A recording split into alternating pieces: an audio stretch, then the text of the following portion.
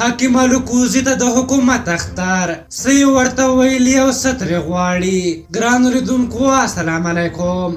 د عامه روغتیا وزارت چارواکو یو ځل بیا د حکیم الکوزي د درملو د ویش لړۍ د بندولو اختار ورکړی دی او ویلي دي که نوموړي د خپلو درملو ویشل بند نه کړل نو له زوره به کار واخلي. د معلوماتو تر مخه د عامه روغتیا وزارت چارواکو ویلي دي چې دوی حکیم الکوزي ته د فعالیت جواز نه دی ورکړی او هغه غیر قانوني فعالیت کوي.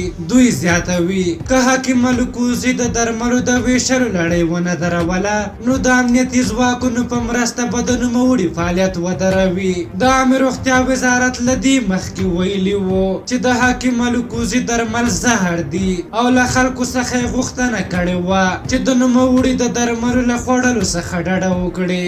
د یادولو ده چې کله حکیم الکوزي دا وکړه چې د کورونا وایرس ناروغانو لپاره یې داسې درمل جوړ کړي چې 3 څاڅکي پچکای کې څښلو سره د کورونا ناروغ په 3 ساعتونو کې رغوي او همداراز ویلي وو چې د هغه جوړ کړي درمل هیڅ جانبي عوارض هم نه لري. نوموړی وایي چې دا درمل یې په زرګونو د کورونا ناروغانو ته ورکړي او هغوی ورسره ژر رغېدلي دي. خو روغتیا وزارت د حکیم الکوزي دا ادعا له لومړي سره بابیزه وګڼله او مخکې له دې چې د هغه جوړ کړي درمل وګوري په څو بې ځایه دلایلو یې رد کړل او د حکیم د فعالیت په وړاندې خنډونه جوړ کړل او ویې ویل چې د حکیم جوړ کړي درمل نشهیي توکي دي. اول خو نشهیي توکي په ډیرو دواګانو کې شته او بل د ضرورت له مخې استعمال کوم شرعي مشکل هم نه لري او بل زموږ معلومات دا دي چې هغه خپلوانو او ملګرو مو چې دا درمل استعمال کړي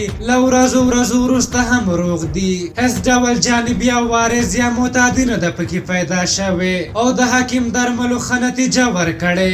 جالبه دا ده چې خپله حکومتي چارواکي د پارلمان وکیلان او نور له حکیم نه درمل وړي او د ځان لپاره شفا بولي خو نورو ته یې بیا زهر بولي. په هر حال اوس خلکو ته پکار ده چې د حکیم الکوزي ملاتړ وکړي.